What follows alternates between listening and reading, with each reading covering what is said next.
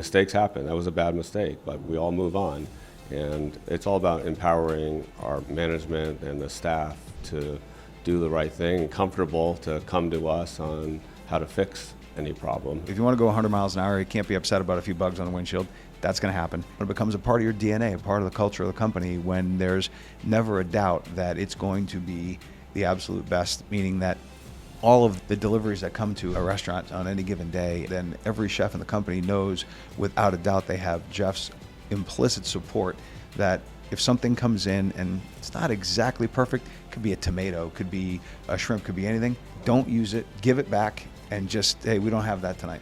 He'd rather not sell it than sell it a hair less than perfect. And so talk a little bit, because when you think about the complexity of a business, I mean, especially the restaurant business, you have high transactions.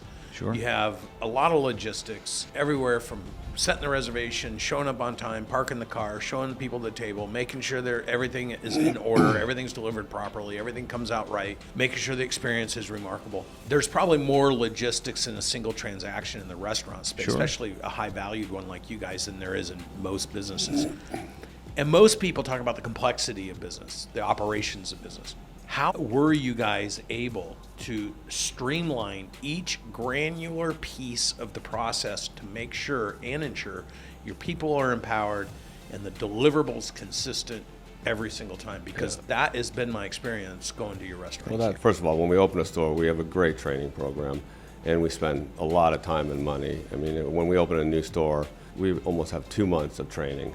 This costs a lot of money to bring them in, and then we do all these practice dinners. And in the restaurant, it's all about the systems you have in place and your standard operating procedures. And we've learned a lot. I mean, we learned a lot with Mastro's, and we're even better now with what we have with our new steakhouses. But it's getting those procedures in place, and then it's making sure the employees understand and believe in them, empowering them to do what we want them to do, and them knowing they can do these things and they're not gonna, like that essay, he dropped that candle, but we want him to just take responsibility for it too. Mistakes happen, that was a bad mistake, but we all move on.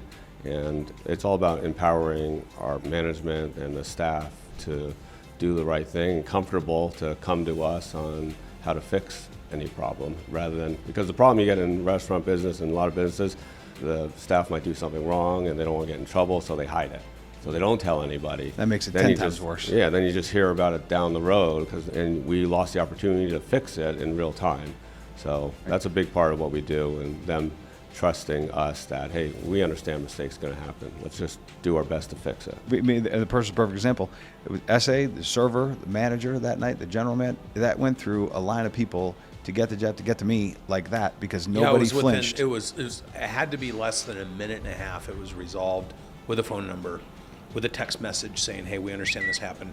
We're going to be all over it. It just let us sit back. And if somebody and enjoy hides the dinner. that, we would have never had that opportunity for instant recovery. And that's It's a good lesson for all business owners. That's why this show is Building Billions. It's hard enough to build a $1 million business or a $3 million. In fact, 98% of all businesses under $100 million are stuck at $3 million or less. 97% go out of business every 10 years. Wow. So it's very difficult to build a successful business. And it sounds to me like the operations are exceptionally important and tight to build a food business, right? A restaurant business. Sure.